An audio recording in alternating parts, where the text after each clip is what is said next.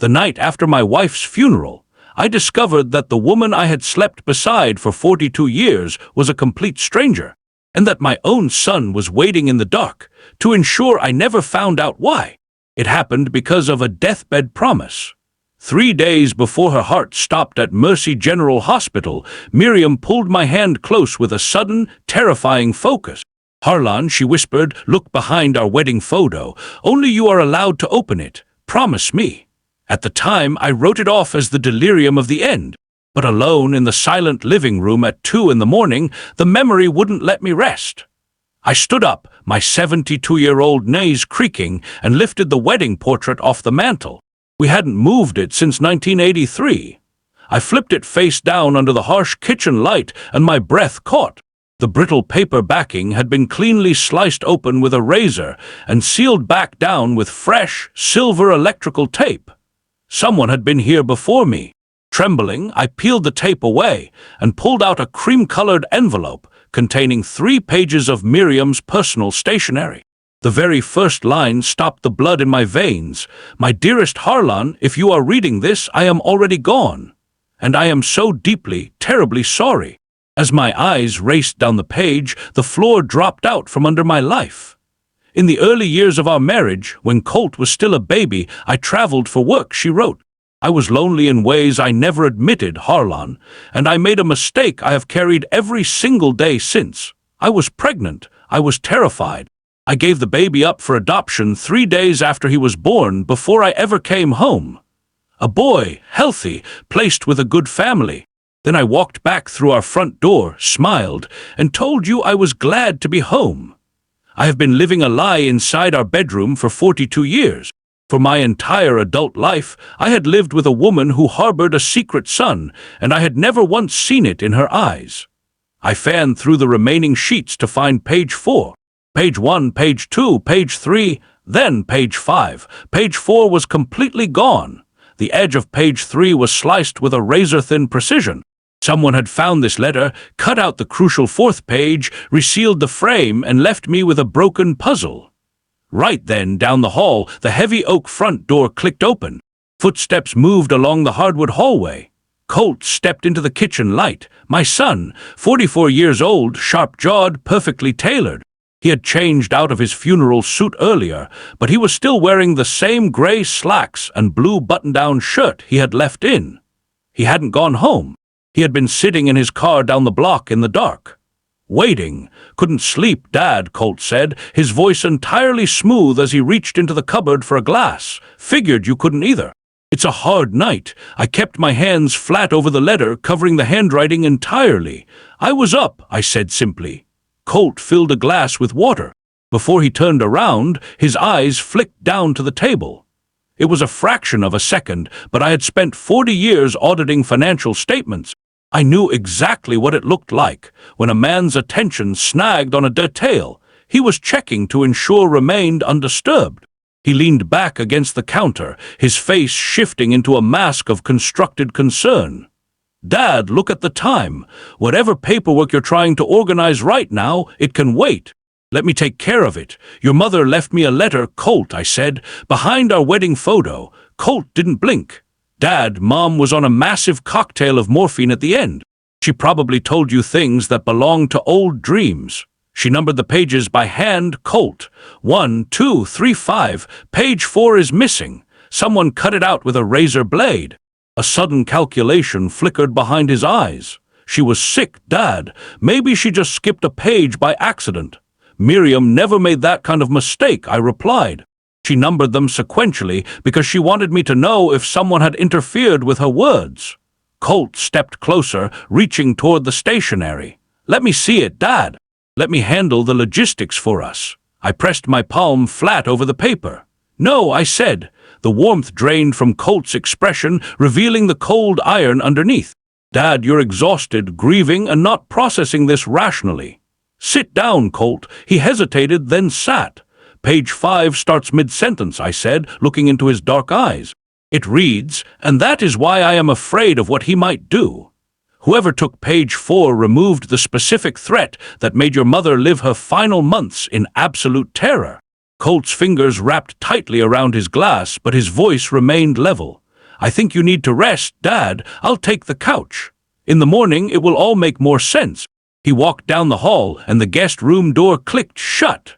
Colt never slammed doors. He understood that restraint was its own kind of power. I sat alone in the dark kitchen, focusing on the very last line of page 5, underlined heavily by Miriam's trembling hand. Whatever you do next, do not trust Colt. By the fourth morning, I realized Colt was weaving a net around me. He arrived twice a day like clockwork, bringing meals and speaking in gentle, patronizing tones. But through the living room wall, I caught his whispered phone calls. First, to my cousin Raymond, he's spinning this wild, paranoid narrative about some papers. I'm staying close to make sure he doesn't do anything erratic. Then, to my physician, Dr. Hallowell, I'm deeply concerned about my father's sudden cognitive decline. Can we schedule a formal competency assessment? Something legal. He was manufacturing a paper trail for a guardianship petition, preparing to strip away my rights. But Colt didn't know I had already slipped the remaining pages of the letter out of the house to the man Miriam named at the bottom of page 5. Desmond Hale, attorney at law. An hour later, I was sitting in his office downtown. Desmond was a man with steady, unblinking eyes. She told me you'd come, Mr. Voss, Desmond said, sliding a thick manila envelope across the desk. She said once you decided to move, nothing could stop you. Who is he? I asked. Desmond opened the file. His name is Ruddy Callum. He's 42, a contractor living in Clarksville. Miriam hired me 7 years ago to locate him. She found him, Harlan, but she never made direct contact. Why? I asked. Because by 2018, Miriam realized Colt was monitoring her mail and bank accounts. Desmond explained. She knew that if Colt discovered a biological half-brother, he would target him to protect his inheritance. She stayed away to keep Ruddy safe, but there's one more thing you need to see. Read the medical report from your own stroke last November. I pulled the sheet from the folder and scanned the lines. My heart stopped. On November 14, 2023, I had collapsed on a public sidewalk. The bystander who had knelt over me performed CPR, called 911, and stayed at the hospital to ensure I survived was listed in the log. Ruddy James Callum.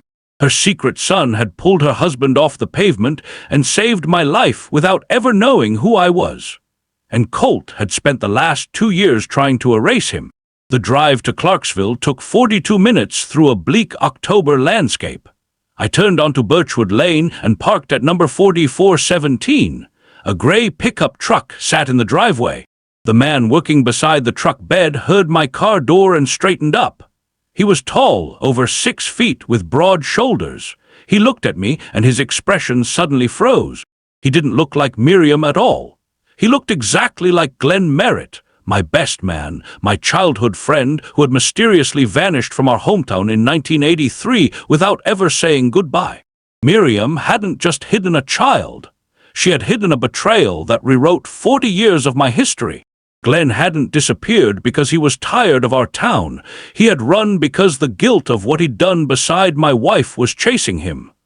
Ruddy Callum, I asked. That's me. His voice was deep and careful. My name is Harlan Voss, I said. I was married to Miriam Voss. She passed away 3 weeks ago. A sharp tension went through Ruddy's shoulders. He slowly wiped his hands on a rag and extended his palm. I'm sorry for your loss, Mr. Voss. I know her name. I've known it for a long time. I took his hand, holding on a beat longer than normal. Can we talk inside, Ruddy? I have things to show you. We walked into his stark, clean kitchen. Ruddy set a mug of black coffee in front of me and sat down. Before I open this envelope, Ruddy, I need to verify something. November 14th, 2023. Do you remember where you were? Maplewood Avenue, he said instantly, man down on the sidewalk. I called 911 and rode to the hospital. His eyes suddenly sharpened, focusing on the scar below my hairline. That was you. That was me, I said. You saved my life, Ruddy.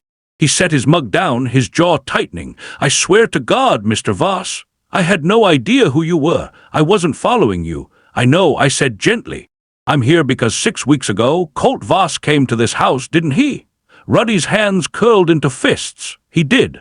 Said he was a lawyer handling an estate audit. He asked if anyone from the Voss family had tried to contact me. I told him no. He pointed at the paper. He already knew what was in that envelope, didn't he? He knew, I replied, pulling the sheets from the file. My wife hid this behind our wedding portrait, but page 4 had been cleanly sliced out with a razor. Colt found it first.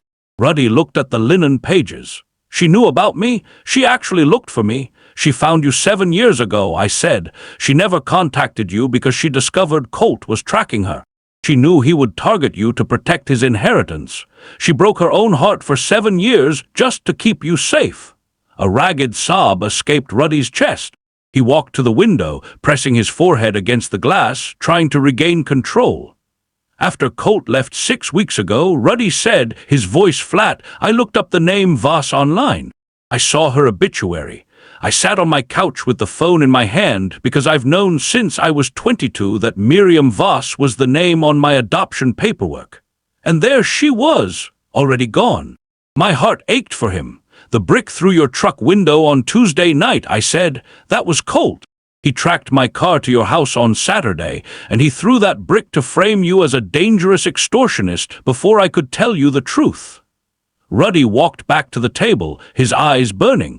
What are we going to do about him, Harlan? We're going to finish the ledger, Ruddy. The corporate pleasantness shattered on Wednesday evening. Colt walked into the kitchen, tossing a bag of sandwiches onto the table, his face a mask of cold bone.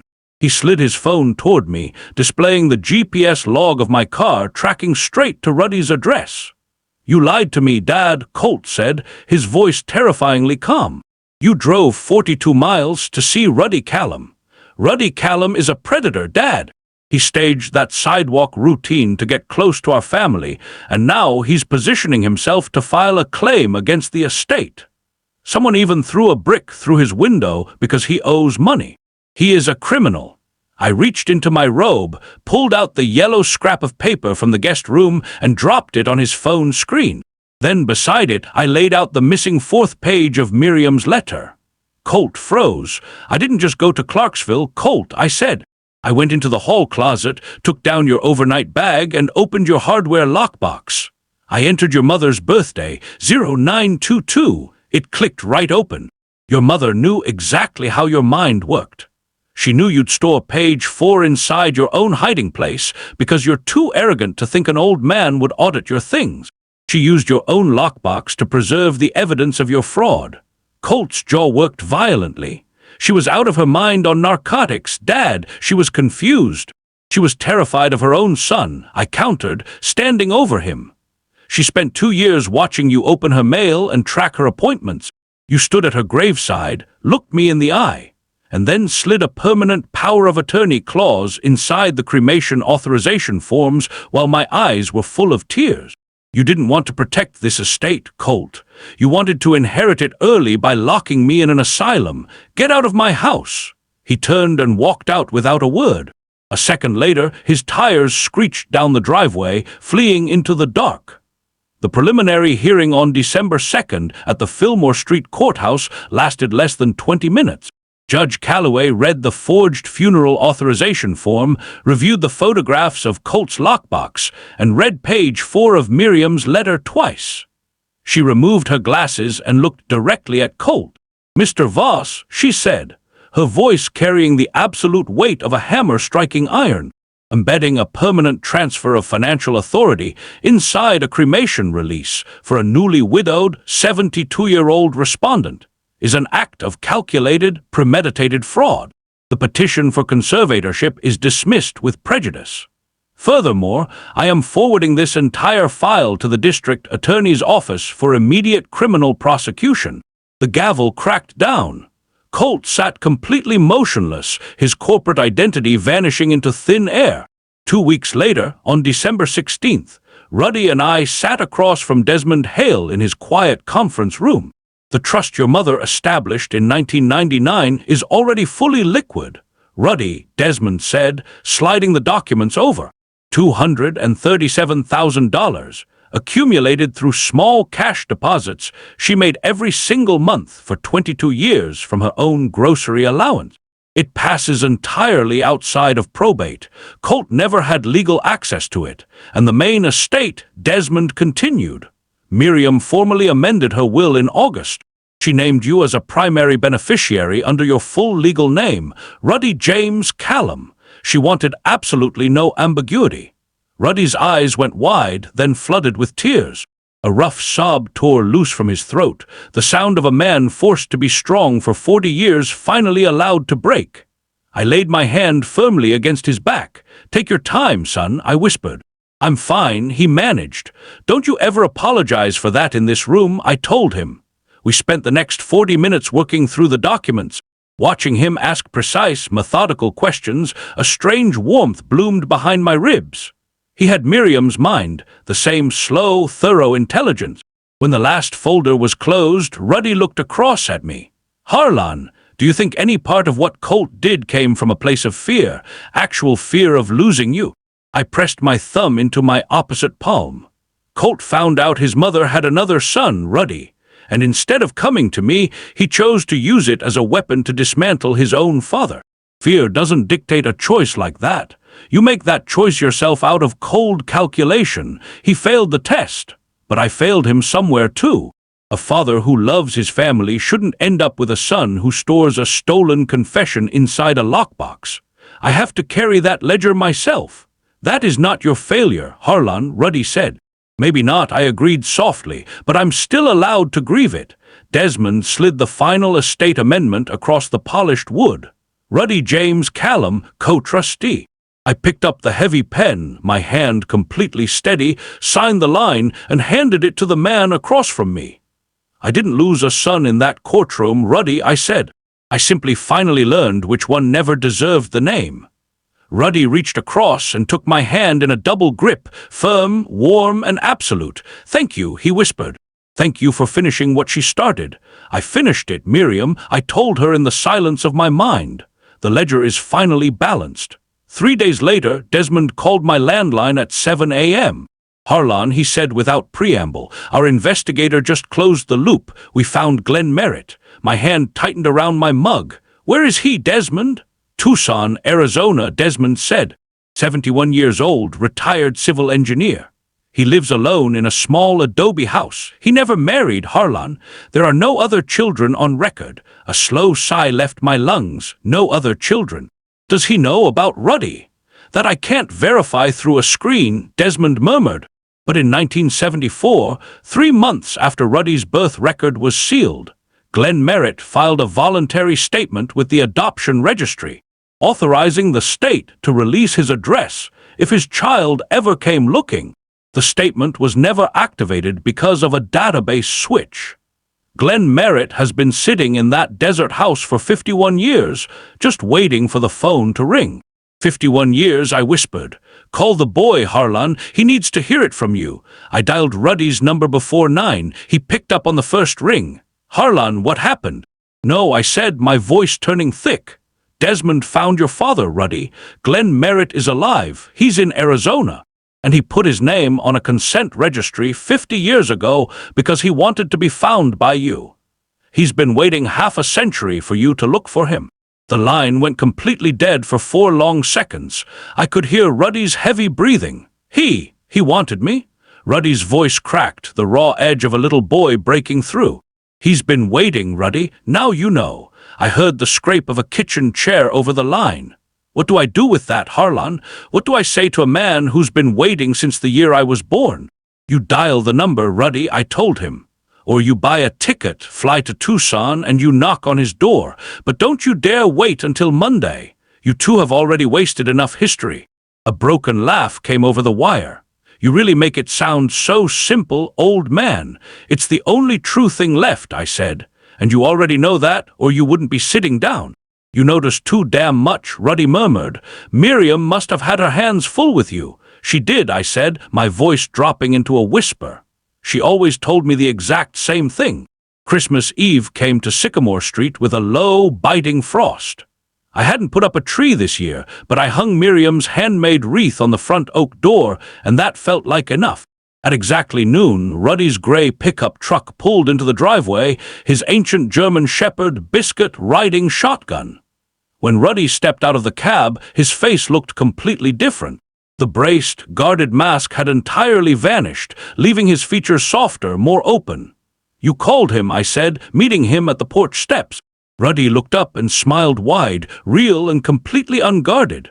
2 hours and 40 minutes, Harlan, he said, his eyes bright. My cell phone battery actually died in the middle of it. I had to finish on the landline. "How was it, Ruddy?" The second I said, "My name is Ruddy Callum, and I think you knew my mother, Miriam," the line went quiet, Ruddy whispered. And then this 71-year-old man just started crying into the phone.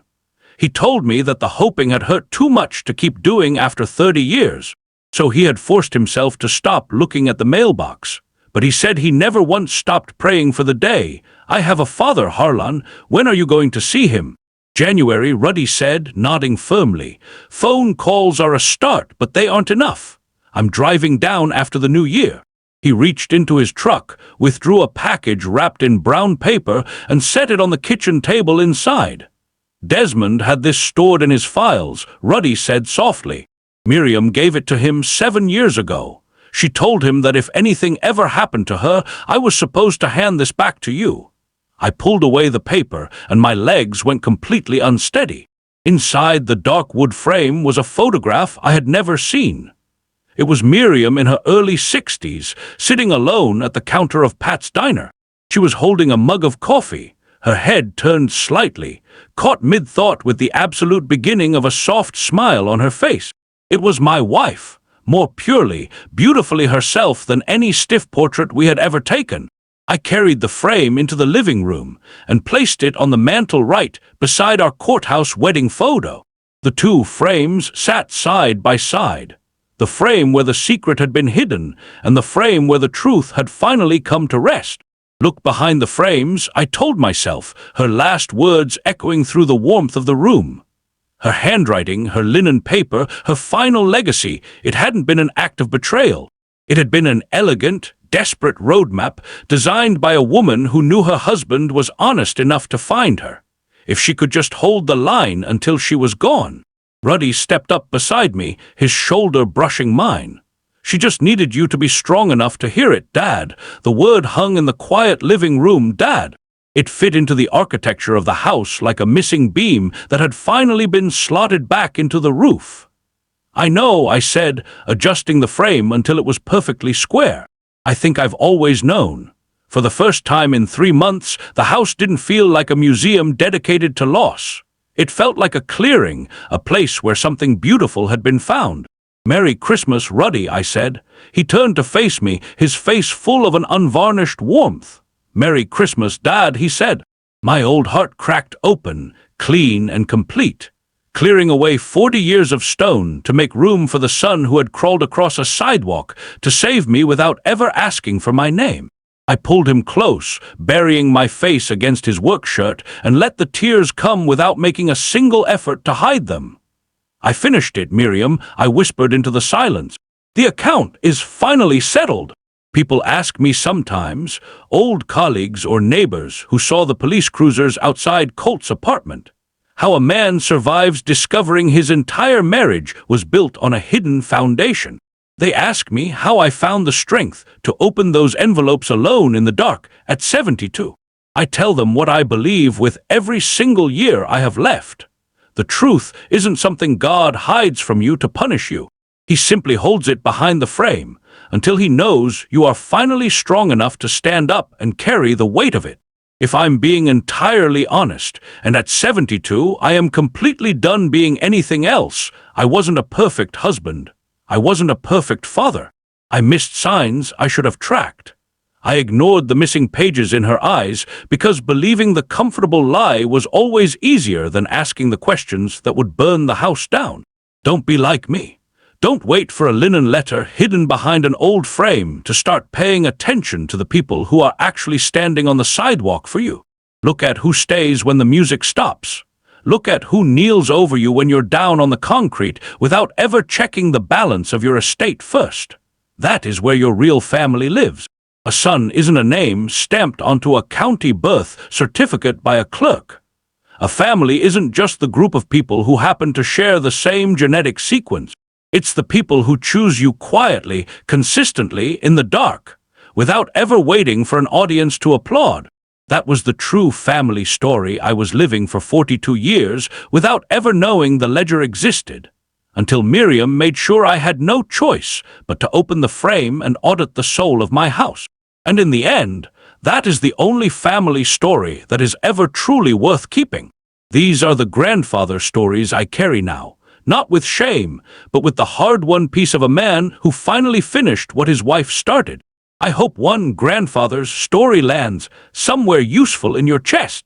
If any part of this journey touched you, if it made you look at your own family, your own secrets, or your own hidden rooms a little differently, leave a comment below. Share it with someone who needs to be reminded of what truly matters. And if you want to be here for the chapters yet to be unsealed, subscribe and stay close. Thank you truly for staying until the very end. It means more than you know. One more thing before you go. The paths ahead contain elements crafted for reflection and to carry a deeper, truer message. If that's not what you're looking for today, there are absolutely no hard feelings. Step away, find what feeds your soul, and come back when you're ready.